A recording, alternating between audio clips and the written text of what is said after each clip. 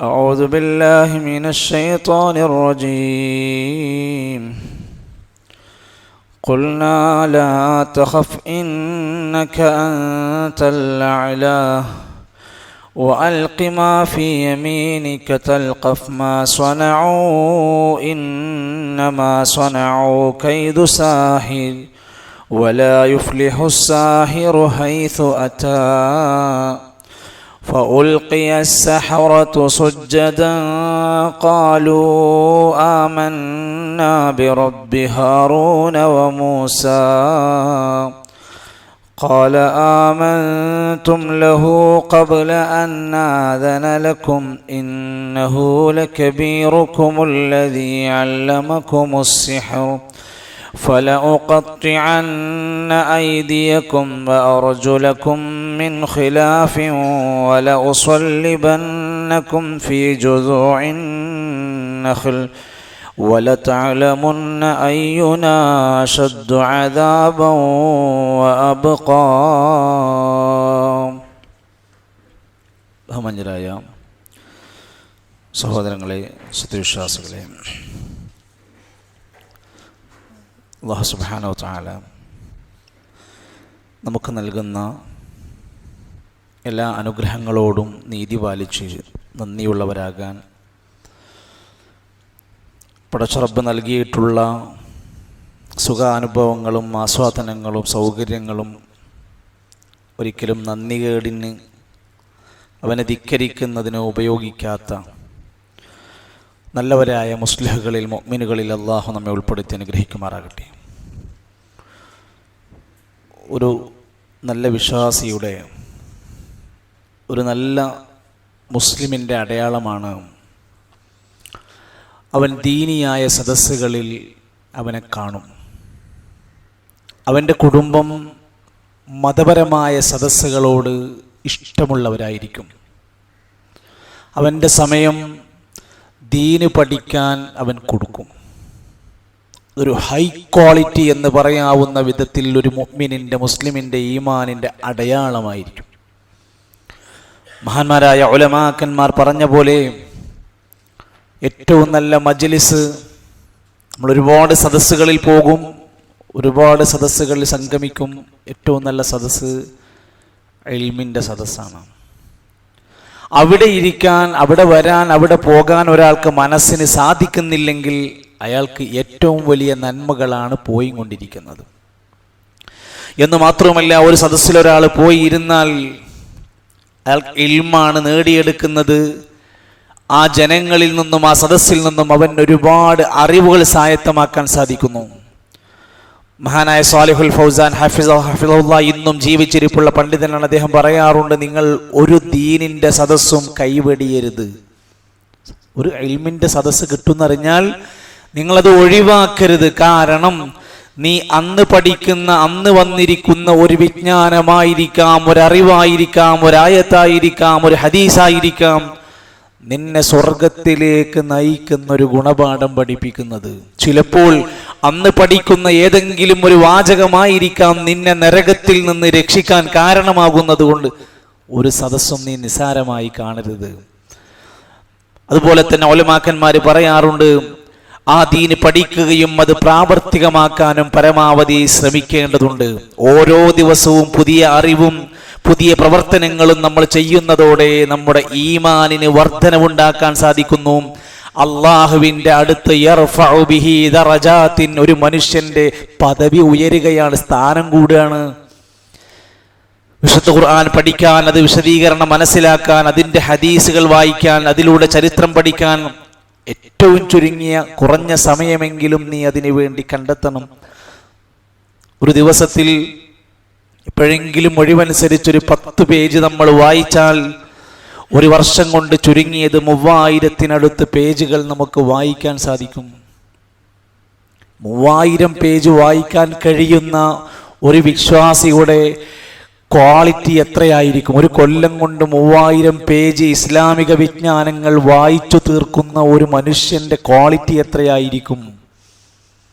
നമുക്ക് നമ്മുടെ കയ്യിൽ കിട്ടുന്ന ഒരു നേർപ്പദം വാരിക ആഴ്ചയിൽ 7 ദിവസം കൊണ്ട് 4 പേജ് വായിക്കാൻ പോലും നമുക്ക് താല്പര്യമില്ലായ്മയോ അല്ലെങ്കിൽ സൗകര്യമില്ലായ്മയോ അല്ലെങ്കിൽ അതിനോടൊരു ഇഷ്ടക്കുറവുള്ളത് കൊണ്ടോ ആയിരിക്കാമെങ്കിൽ അത് കേവലം ഒരു പുസ്തകത്തിൻ്റെ വിഷയമല്ല, നമ്മുടെ അറിവിൻ്റെ വിഷയമാണ്. ഇഖ്റ എന്ന് പറഞ്ഞ് വായിക്കണം എന്ന് പറഞ്ഞ് തുടങ്ങിയ ഗ്രന്ഥത്തിൻ്റെ വക്താക്കളാണ് നമ്മൾ. അതോടൊപ്പം തന്നെ ധാരാളക്കണക്കിന് അറിവുകൾ ലഭിക്കുന്നതോടെ തന്നെ നമസ്കാരത്തിൻ്റെ വിഷയത്തിൽ നമുക്ക് കൃത്യത വരുത്താനും സുന്നത്ത് നമസ്കാരങ്ങൾ മുറപ്രകാരം നിർവഹിക്കാനും ജനങ്ങൾക്ക് ഉപകരിക്കുന്ന ധാരാളം നന്മകൾ ചെയ്യാനും പള്ളി നിർമ്മാണത്തിൻ്റെ കാര്യത്തിലും കുടിവെള്ള സ്രോതസ്സുകളുടെ കാര്യത്തിലും സഹോദരങ്ങൾ പ്രയാസപ്പെടുന്ന ആളുകളുടെ പ്രയാസങ്ങളിൽ പങ്കുചേരാനുമൊക്കെ നമ്മൾ ശ്രമിച്ചാൽ അള്ളാഹുവിൻ്റെ ഖുർആൻ പറഞ്ഞു, നീ എന്തൊരു നന്മ ചെയ്തോ എന്തൊരു തിന്മ ചെയ്തോ അത് കൊണ്ടുവരുന്ന ഒരു ദിവസമുണ്ട്. കണക്ക് നോക്കി അത് പരിശോധിച്ച് ഉറപ്പുവരുത്തി നിശ്ചയിക്കുന്ന ഒരു ദിവസം. യൗമ തജിദു കുല്ലു നഫ്സിൻ മാ അമിലത് മിൻ ഖൈരിൻ മുഹ്ളറ വമാ അമിലത് മിൻ സൂ. ഒരു ദിവസം വരാനിരിക്കുന്നു, എല്ലാ ആത്മാക്കളും മാ അമിലത് മിൻ ഖൈർ, എന്തെങ്കിലും ഒരു നല്ലത് ചെയ്തിട്ടുണ്ടോ മുഹ്ളറ, അത് ഹാളിറാക്കി കൊണ്ടുവരും. വമാ അമിലത് മിൻ സൂ, എന്തെങ്കിലും തെറ്റായ വേണ്ടാത്ത കാര്യങ്ങൾ ചെയ്തിട്ടുണ്ടോ അതും അന്ന് കൊണ്ടുവരപ്പെടും. തവദ്ദു ലൗ അന്ന ബൈനഹാ വബൈനഹു അമദൻ ബഈദാ. ആ പാപങ്ങളൊക്കെ ഇങ്ങനെ മുമ്പിൽ കൂടുമ്പോൾ അവന് വിചാരിക്കും, ഈ പാപങ്ങളും ഞാനും തമ്മിൽ ഒരുപാട് ഗ്യാപ്പ് ഉണ്ടായിരുന്നെങ്കിൽ എത്ര നന്നായിരുന്നു. വയുഹദ്ദിറുകുമുല്ലാഹു നഫ്സ, അല്ലാഹു നിങ്ങളെ ഈ വിഷയത്തിൽ താക്കീത് നൽകിയിട്ടുണ്ട്. വല്ലാഹു റഊഫും ബിൽ ഇബാദ്. എന്തിനാണ് അല്ലാഹു മുൻകൂട്ടി നരകവും സ്വർഗവും പറഞ്ഞു, പാപം ചെയ്യുന്നവന് കിട്ടുന്ന ശിക്ഷകൾ പറഞ്ഞു, മിഅ്റാജ് യാത്രയിൽ കൊണ്ടുപോയി നരകത്തിന്റെ ദുസ്സഹമായ ശിക്ഷാരീതികൾ കാണിച്ചു കൊടുത്തു. എന്തിനാണ്? അല്ലാഹു തൻ്റെ അടിമകളോട് റഊഫാണ്, ദയ ഉള്ളവനാണ്. അല്ലാഹ് ദയ കാണിക്കുകയാണ്. വായിക്കാനും പഠിക്കാനുമുള്ള നമ്മുടെ മുൻഗാമികളുടെ ശ്രമത്തിൻ്റെ എത്രയോ ഉദാഹരണങ്ങൾ അല്ലാഹു നമ്മെ അതിൽ ഉൾപ്പെടുത്തി അനുഗ്രഹിക്കുമാറാകട്ടെ. നമ്മൾ പഠിച്ചുകൊണ്ടിരിക്കുന്ന സൂറത്തു ത്വാഹ കഴിഞ്ഞ ദിവസങ്ങളിലൂടെ നമ്മൾ കുറച്ച് ആയത്തുകൾ ഓതുകയുണ്ടായിട്ടുണ്ട്. അതൊന്നുകൂടെ ഓർത്തെടുത്ത് ചെറിയൊരു വിശദീകരണം കൂടെ നൽകി നമുക്ക് പുതിയ ആയത്തിലേക്ക് പ്രവേശിക്കാം. അഊദു ബില്ലാഹി മിനശ് ശൈത്വാനിർ റജീം. ഖുൽനാ ലാ തഖഫ് ഇന്നക അൻതൽ അഅ്ലാ വഅൽഖി മാ ഫീ യമീനിക തൽഖഫ് മാ സ്വനഊ ഇന്നമാ സ്വനഊ കൈദു സാഹിരിൻ വലാ യുഫ്ലിഹു സാഹിറു ഹൈസു അതാ. ഒന്ന് ഓദിക്കേ.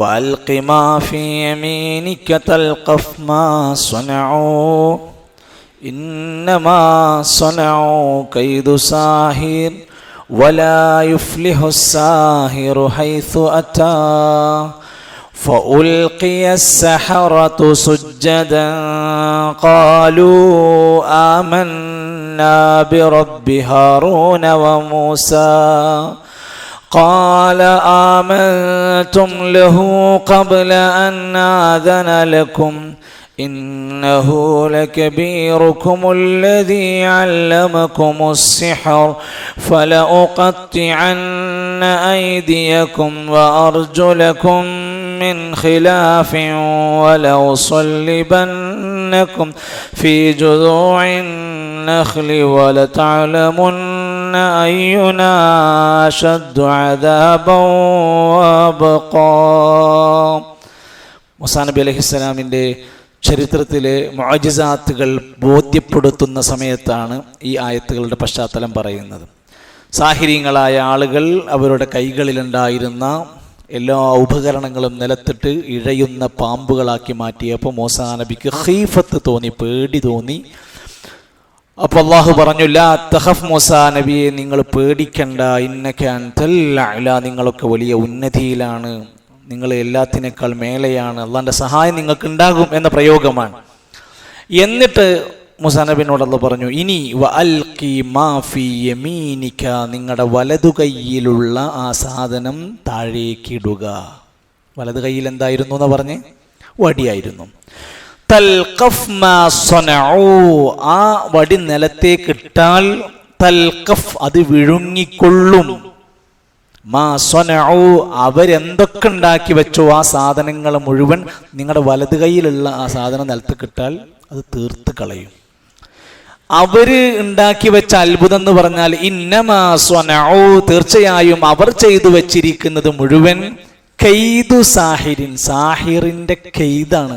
കെയ്ത് വാക്കീതു കെയ്ത, തന്ത്രം, കുതന്ത്രം. അപ്പൊ അവര് ചെയ്തു വെച്ചിരിക്കുന്നത് ഒരു മായാജാല കുതന്ത്രങ്ങൾ മാത്രമാണ്. അത് വലിയ ഒറിജിനാലിറ്റി ഒന്നുമല്ല. വലാ യുഫ്ലിഹു സാഹിർ, ഒരു ജാലവിദ്യക്കാരനും വിജയിക്കുകയില്ല. ഹൈസു അതാ, അവരെവിടെ ചെന്നാലും അവർക്ക് വിജയിക്കാനുള്ള വകുപ്പില്ല, പിടിച്ചു നിൽക്കാൻ അധികം അവർക്ക് സാധ്യമല്ല. അങ്ങനെ ഇരിക്കെയാണ് മൂസാ നബി തന്റെ വടി നിലത്തിട്ടതും പാമ്പായി മാറിയതും അത് മുഴുവനായി അവരുടെ മുഴുവൻ മായാജാലങ്ങളെയും പൊളിക്കുന്ന വിധത്തിൽ എല്ലാത്തിനെയും ഒറ്റ വടി നിലത്തിട്ടപ്പോഴത്തേക്കും വിഴുങ്ങിക്കളഞ്ഞു. അത്ഭുതം കൊണ്ട് ഫഉൽഖിയ സഹറതു സുജ്ജദാ, സാഹിരീങ്ങൾ മുഴുവൻ, സഹറത്ത് മുഴുവൻ, ജാലവിദ്യക്കാർ മുഴുവൻ, ഉൽഖിയ സഹറ, അവിടെ പ്രക്ഷേപിക്കപ്പെട്ടു, അവിടെ എറിയപ്പെട്ടു, അവര് വീണു. സുജ്ജദൻ, എവിടെയായിട്ട്? സുജൂദിലായി വീണു. ഒരു മനുഷ്യൻ അള്ളാഹുവിന്റെ മുമ്പിൽ സുജൂദ് ചെയ്യുമ്പോൾ ഫഉൽഖിയ സഹറതു സുജ്ജദൻ, ഏറ്റവും വലിയ താഴ്മയുടെ വിനയത്തിന്റെ അടയാളമാണ് അള്ളാഹിന്റെ മുമ്പിലെ സുജൂദ്. അവർ സുജൂദിൽ അങ്ങ് വീണു. ഖാലു, എന്നിട്ട് അവർ പ്രഖ്യാപിച്ചു. ആരെ പ്രഖ്യാപിച്ചത്? ഇതുവരെ ഫിർഔനിന് വേണ്ടി വാദിക്കാമെന്ന സാഹിര്യങ്ങൾ പ്രഖ്യാപിച്ചു. ആമന്നാ, ഞങ്ങൾ വിശ്വസിച്ചിരിക്കുന്നു. എവിടെ? ബിറബ്ബി ഹാറൂന വ മൂസ, ഹാറൂന്റെയും മൂസാ നബിന്റെയും റബ്ബിൽ ഞങ്ങൾ വിശ്വസിച്ചു. സംഭവം കാണിച്ചത് മൂസാ നബിന്റെ മോചിതത്താണ്. വിശ്വസിച്ചത് ഞങ്ങൾ മൂസാ നബി ദൈവമാണെന്നല്ല പ്രഖ്യാപിച്ചത്. മൂസാ നബിയുടെ, ഹാറൂൻ നബിന്റെ റബ്ബിനെ ഞങ്ങൾ വിശ്വസിച്ചിരിക്കുന്നു. ഖാല, ഇത് കേട്ടപ്പോ അദ്ദേഹം പറഞ്ഞു, ആരായിരിക്കും? ഫിർഔൻ പറഞ്ഞു, ആമൻതും ലഹു, നിങ്ങൾ അദ്ദേഹത്തിൽ വിശ്വസിക്കുകയാണോ? ഖബ്ല അൻ ആദന ലക്കും, ഞാൻ നിങ്ങൾക്ക് അനുവാദം തരുന്നതിൻ്റെ മുമ്പ്. ഞാൻ കൊണ്ടുവന്ന എൻ്റെ പൈസക്ക് ഞാൻ ജോലി ഏൽപ്പിച്ച് കോൺട്രാക്റ്റുള്ള എൻ്റെ മായാജാലക്കാരായ നിങ്ങൾ എന്നോട് ചോദിക്കാതെ മൂസാ നബിന്റെ റബ്ബിൽ വിശ്വസിക്കേ. ഇന്നഹു, തീർച്ചയായും അവൻ, ലകബീറുകുമുല്ലദീ അല്ലമകുമുസ് സിഹ്ർ, നിങ്ങളെ സിഹർ പഠിപ്പിച്ച നിങ്ങളുടെ ഏറ്റവും മുതിർന്നവനുണ്ടല്ലോ, അവനാണ് ഇതിൻ്റെയൊക്കെ കാരണക്കാരൻ എന്ന രൂപത്തിൽ അവൻ്റെ മേലേക്ക് പഴിചാരുകയാണ്. അവസാനം തൻ്റെ കോംപ്ലക്സ് മറച്ചു പിടിക്കാൻ, ഉള്ളിലുള്ള ദേഷ്യം മറച്ചു പിടിക്കാൻ അവൻ പ്രഖ്യാപിക്കുകയാണ്, ഫലഉഖത്തിഅന്ന അയ്ദിയക്കും, നിങ്ങളുടെ കൈകൾ ഞാൻ മുറിച്ചു മാറ്റുക തന്നെ ചെയ്യും. ഉഖത്തിഅന്ന, മുറിച്ചു മാറ്റുക തന്നെ ചെയ്യും. ഐദിയക്കും, ഏത്? കൈ. ഐദിയക്കും, നിങ്ങളുടെ കൈകൾ. വഅർജുലക്കും, നിങ്ങളുടെ കാലുകളും. മിൻ ഖിലാഫ്, എങ്ങനെ ഉണ്ടാകും? ഖിലാഫ്, വിപരീത ദിശയിൽ. കൈ വേറെ, കാല് വേറെ. വലത് കൈ, ഇടത് കാല്. വല ഉസല്ലിബന്നക്കും, അതിനും പോരാഞ്ഞിട്ട് ഞാൻ എൻ്റെ ദേശം തീർക്കാൻ നിങ്ങളെ ഉസല്ലിബന്നക്കും, ക്രൂശിക്കും, കുരിശിൽ തറക്കും എന്നൊക്കെ പറയില്ലേ, അതിനാണ് ഉസല്ലിബ. വല ഉസല്ലിബന്നക്കും, നിങ്ങളെ ഞാൻ ക്രൂശിക്കുക തന്നെ ചെയ്യും. എവിടെ? ഫീ ജുദൂഇൻ നഖ്ലി, ഈ തപ്പന തടികളിൽ നിങ്ങളെ ഞാൻ ക്രൂശിച്ച് കുരിശിൽ തറക്കുന്ന പോലെ ആണിയിൽ നിങ്ങളെ ഞാൻ തറക്കും. വല തഅലമുന്ന, നിങ്ങൾക്ക് മനസ്സിലാകും, നിങ്ങൾക്ക് അറിയുക തന്നെ ചെയ്യും, നിങ്ങൾക്ക് മനസ്സിലാകും. അയ്യുനാ അശദ്ദു അദാബൻ വഅബ്ഖാ, ഏറ്റവും വലിയ ശിക്ഷ നൽകാൻ, ഏറ്റവും ശേഷിക്കുന്ന ശിക്ഷ നൽകാൻ ഇവിടെ ആർക്കാ പറ്റുക എന്ന് ഞാൻ നിങ്ങൾക്ക് കാണിച്ചു തരും. എന്നാ എൻ്റെ എല്ലാ പീഡനങ്ങളും ഞാൻ നിങ്ങളെ മേലെ അഴിച്ചുവിടും. എന്താ പഠിക്കേണ്ടത്? ഞങ്ങൾ മൂസാ നബിന്റെ ഹാറൂൻ നബിന്റെ റബ്ബിൽ വിശ്വസിച്ചിരിക്കുന്നു എന്ന് പറയുമ്പോഴാണ്, വിശ്വാസം സ്വീകരിക്കുമ്പോഴാണ് അടി തുടങ്ങുന്നത്. കൈ വെട്ടെന്ന് പറയണത്, കാല് വെട്ടെന്ന് പറയണത്. മനസ്സിൻ്റെ ഉള്ളിൽ നമ്മളൊക്കെ ഇങ്ങനെ നടക്കുകയാണെന്നുവെച്ചെങ്കിൽ ഇവിടെ ആർക്കും പരാതിയില്ല. നമ്മളിതൊക്കെ നാട്ടിലിറങ്ങി വാള് പറഞ്ഞ് പ്രസംഗിച്ച് സംസാരിക്കുമ്പോഴാണ് പ്രശ്നങ്ങൾ. മിണ്ടാൻ നടക്കുമ്പോൾ ആർക്കും പ്രശ്നമില്ല. അന്ന് ഈമാൻ പ്രഖ്യാപിച്ചു. എവിടെ നിങ്ങൾ ചരിത്രം വായിച്ചോ, എവിടെ ചരിത്രം വായിച്ചോ, ഈമാൻ പ്രഖ്യാപിച്ചോ അവിടെ പേടിപ്പിക്കപ്പെട്ടിട്ടുണ്ട്. സുമയ്യ ബീവിക്ക് എപ്പോഴാണ് മർദ്ദനം സഹിക്കേണ്ടി വന്നത്? പ്രഖ്യാപിച്ചപ്പോഴാണ്. ബിലാൽ റളിയല്ലാഹു അൻഹുവിനെ ക്രൂരമായ വിനോദങ്ങൾക്ക് ഇരയാക്കിയത് എപ്പോഴാണ്? ബിലാൽ റളിയല്ലാഹു അല്ലാഹു അഹദ് എന്ന് ഉറക്കെ പ്രഖ്യാപിച്ചപ്പോഴാണ്. 40 വയസ്സ് വരെ ഞങ്ങളുടെ കണ്ണിലുണ്ണിയാണ്, ഓമന മുഹമ്മദാണ് എന്ന് പറഞ്ഞിരുന്ന ആൾക്കാര് 41ാമത്തെ വയസ്സിൽ കള്ളനാണ്, സാഹിറാണ് എന്ന് പറയാനുള്ള കാരണം എന്താ? ലാ ഇലാഹ ഇല്ലല്ലാഹ് പ്രഖ്യാപിച്ചപ്പോഴാണ്. അതുകൊണ്ട് നമുക്ക് ഏറ്റവും സുഖമുള്ള കാര്യം എന്താണ്? മിണ്ടാതെ ഇങ്ങനെ നടക്കലാണ്. പക്ഷേ നമുക്കത് യോജിക്കൂല. ലാ ഇലാഹ ഇല്ലല്ലാഹ് അംഗീകരിച്ചവൻ ലാ ഇലാഹ ഇല്ലല്ലാഹ് പ്രഖ്യാപിക്കണം. പ്രഖ്യാപിച്ചാ ബുദ്ധിമുട്ടുണ്ടാകും, അപ്പൊ ക്ഷമിക്കണം. അടുത്ത ആയത്ത്, ഖാലൂ ലൻ നുസിറക അലാ മാ ജാഅനാ മിനൽ ബയ്യിനാതി വല്ലദീ ഫതറനാ ഫഖ്ളി മാ അൻത ഖാൽ ഇന്നമാ തഖ്ളീ ഹാദിഹിൽ ഹയാത്തദ് ദുനിയാ. ഞാൻ ഓതിത്തരാം, പുതിയ ആയത്തുകളാണ്, അതൊന്ന് ശ്രദ്ധിച്ചോദാം. ഖാലൂ ലൻ നുസിറക അലാ മാ ജാഅനാ മിനൽ ബയ്യിനാതി വല്ലദീ ഫതറനാ ഖാലൂ ലൻ نؤثرك على ما جاءنا من البينات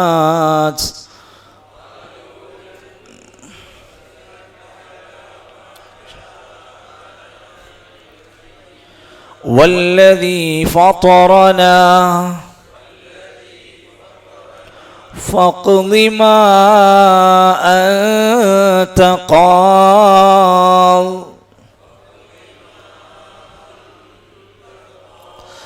فاقض ما أنت قاض إنما تقضي هذه الحياة الدنيا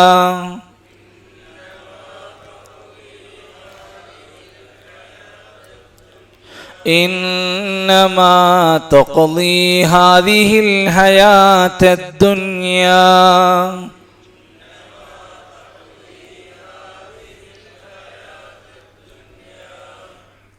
അടുത്ത ആയത്ത്, ഇന്നാ ആമന്നാ ബിറബ്ബിനാ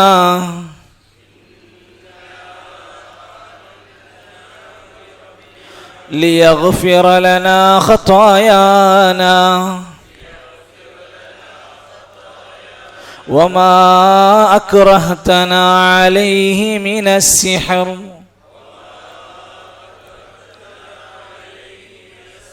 والله خير وأبقى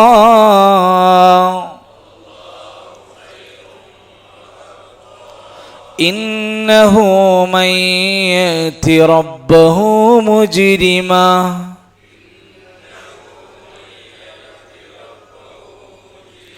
فإن له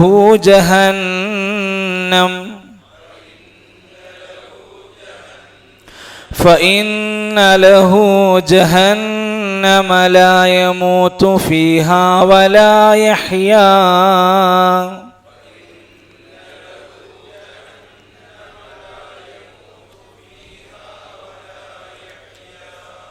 ഈ 3 ആയത്തുകളാണെന്ന് പഠിക്കുന്നത്. ആദ്യത്തെ ആയത്ത് ഖാലൂ ലൻ നുസിറക അലാ മാ ജാഅനാ മിനൽ ബയ്യിനാതി വല്ലദീ ഫതറനാ, ത്വാനാണ്, ഫതറനാ ഫഖ്ലി അല്ല, ഫഖ്ലി മാ അൻത ഖാദ് ഇന്നമാ തഖ്ലി ഹാദിഹിൽ ഹയാത്തദ് ദുനിയാ. ഈ ഹയാത്തദ് ദുനിയ പറയുമ്പോഴേ ചില ആയത്തിൽ ഹയാത്തിദ്ദുനിയ എന്നായിരിക്കും, ചിലയിടത്ത് ഹയാത്തദ്ദുനിയായിരിക്കും. അത് ഗ്രാമർ പരമായിട്ടുള്ള ഭാഗമാണ്. ഇവിടെ ഹാദിഹിൽ ഹയാത്തദ് ദുനിയ ആയത്തൊതിക്കെ ഖാലൂ ലൻ നുഅ്സിറക അലാ മാ ജാഅനാ മിനൽ ബൈനത്തി വല്ലദീ ഫഖ്ലി മാ അൻത ഖാദ് ഇന്നമാ തഖ്ലി ഹാദിഹിൽ ഹയാത്തദ് ദുനിയാ. പിന്നെ അടുത്ത ആയത്തിൽ നോക്കണം, ഇന്നാ ആമന്ന ശദ്ദ് മദ് രണ്ടുണ്ട്.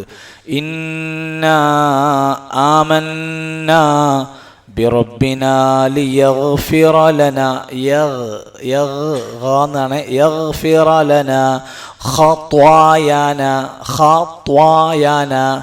വമാ അക്റഹ്തനാ അലൈഹി മിനസ്സിഹ്ർ വല്ലാഹു ഖൈറുൻ വഅബ്ഖ. തൻവീന് ശേഷം വാ വന്നാൽ ഖൈറുൻ വഅബ്ഖ. ഓതു ഇന്നാ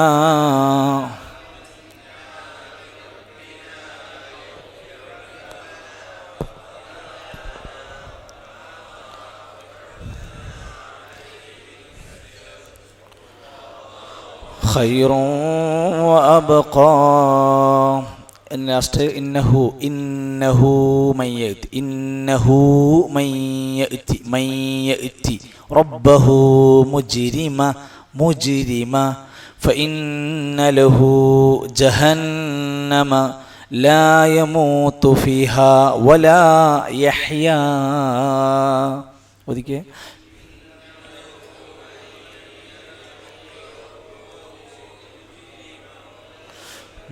ലഹു ജഹന്നമ ലാ യമൂതു ഫീഹാ വലാ യഹ്യാ.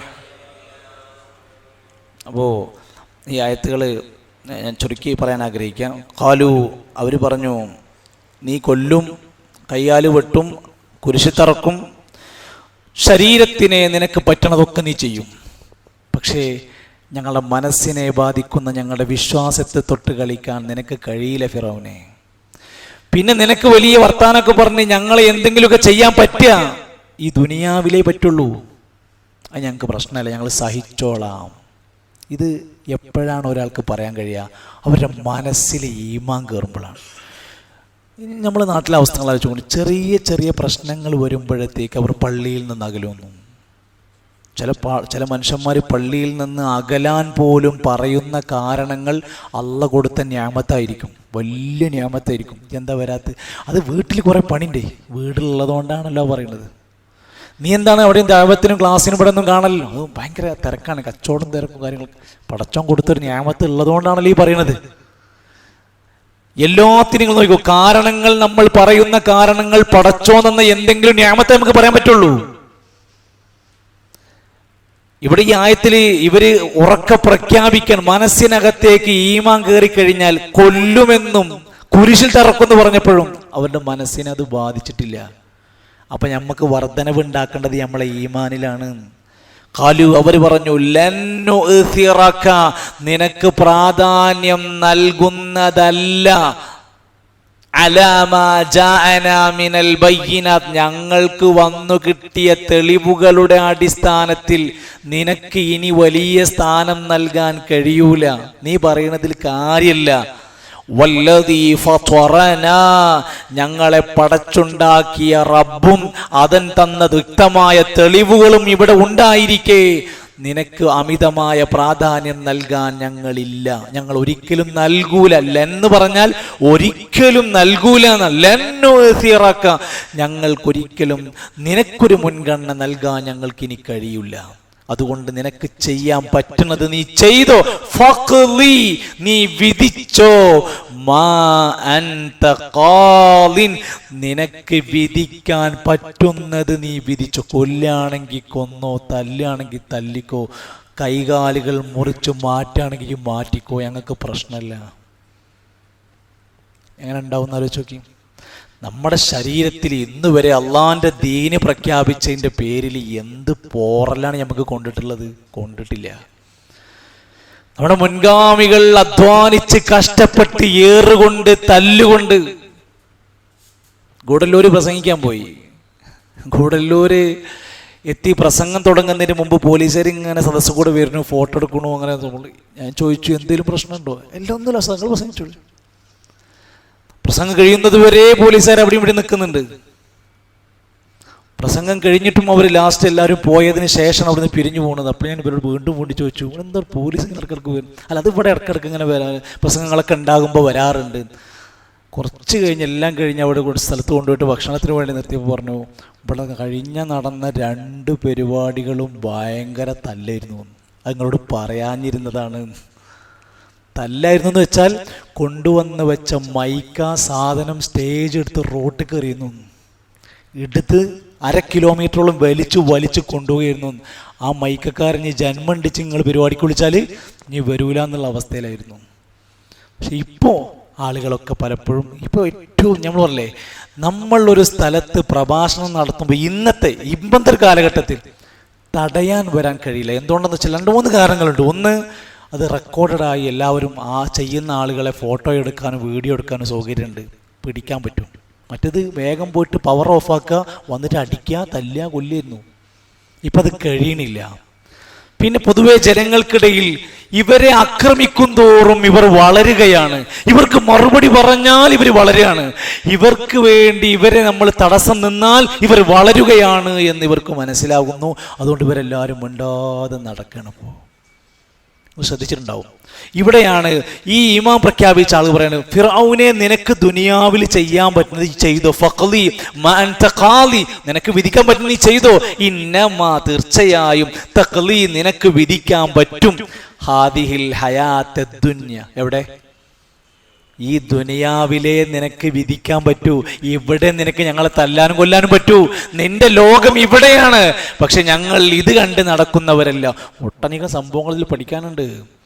ഒരു കുറഞ്ഞ കാലത്തെ മൂസാ നബിയുമായിട്ടുള്ള ആ കണക്ഷനിൽ നിന്നാണ് ഈ ഈമാൻ കയറി വരുന്നത്. ആ ഈമാൻ കയറി വന്ന ആൾക്കാരെ ഭീഷണിയുണ്ട്, രാജാവിൻ്റെ ഭീഷണിയുണ്ട്. എന്നിട്ട് അവർ അവരുടെ മനസ്സുകൊണ്ട് ഈമാൻ പ്രഖ്യാപിച്ചു പിടിച്ചു നിൽക്കുന്നു. ഒരു ഭൗതിക താല്പര്യമില്ല. എന്തെങ്കിലും കിട്ടുമോ? ഒന്നും കിട്ടൂല. അക്രമങ്ങളും ദുസ്സഹമായ ശിക്ഷകളുമല്ലാതെ ഇനി ഒന്നും കിട്ടൂല എന്നറിഞ്ഞിട്ട് പോലും അവർ അള്ളാഹിൻ്റെ ദീന് മുറുകെ പിടിച്ചു. നമ്മളെ നാട്ടിലൊക്കെ എന്തെങ്കിലും ലേശം സാധനങ്ങൾ കിട്ടുന്നറിഞ്ഞാൽ പാർട്ടി മാറുന്ന, ദീന് മാറുന്ന, അതേപോലെ തന്നെ ഇസ്ലാമിനെതിരെ എന്തിനും ഒരുങ്ങി പുറപ്പെടുന്ന ആളുകളെ നമ്മൾ കാണുന്നുണ്ട്. എന്നാൽ ഒരു ഭൗതിക ലാഭവും കിട്ടാനില്ലാത്ത ഈ മനുഷ്യന്മാർ അള്ളാഹുവിൽ പ്രഖ്യാപിച്ച് സത്യത്തെ മുറുകെ പിടിക്കുകയാണ്, അസത്യത്തെ കൈവടിയുകയാണ്. ഭൗതികമായ ശിക്ഷകളുണ്ട്, പക്ഷെ ആ ശിക്ഷകളേക്കാൾ അവർക്ക് പേടി അള്ളാഹിന്റെ മുമ്പിലുള്ള ശിക്ഷയെ അവർ ഭയപ്പെട്ടു. അവർ ധൈര്യസമേതം പ്രഖ്യാപിച്ചു, ഇന്നാ ആമന്നാ ബിറബ്ബിനാ ലിയഗ്ഫിറ ലനാ ഖതായാനാ വമാ അക്റഹ്തനാ അലൈഹി മിനസ്സിഹ്ർ വല്ലാഹു ഖൈറുൻ വഅബ്ഖാ. നോദിക്കേ,